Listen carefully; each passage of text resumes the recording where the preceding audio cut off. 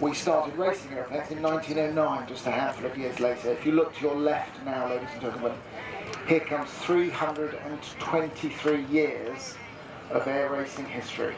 I think it would be, you'd be hard pushed to get that many years of air racing history in one formation. The de Havilland Comet at the front there, Grosvenor House, then the mystery ship, Titan 1910. And of course air races take various forms. There's point-to-point pylon racing. Steve Hinton was flying one of the Horseman aeroplanes there. He's raced at Reno, pylon racing. And the King's Cup, that's a handicap race. Here comes the Comet round the corner now, twin-engine aeroplane. And I'm followed by the mystery ship, and then, as I've said, the New Gull and the Cosmic Wind. I'm going to talk about the American aeroplanes first. The mystery ship, the Traveller mystery ship, just flying around the corner now, just about to roll out and fly down the runway. It's too many words being said, but they actually faltered. They had engine problems, amongst other things. Look at the beautiful lines on that Comet race. That wing today is an absolute built in 1934. It was built for the MacRobertson Air Race.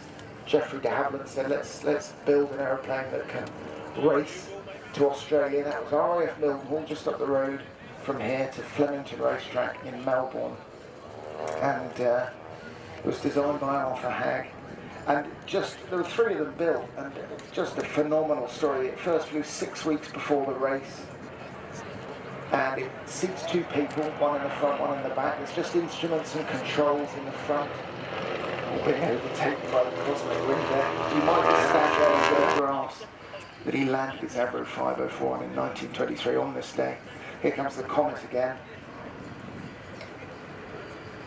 I love Charles Scott's quote when he arrived in Australia. He said, "I'm terribly embarrassed by your enthusiasm," which is amazing to say after 4 days of flight. There's the New Gull. And this aeroplane, this just took 3 minutes. So, in other words, if you set off now and that's you'd be arriving 2 a.m. on Friday morning.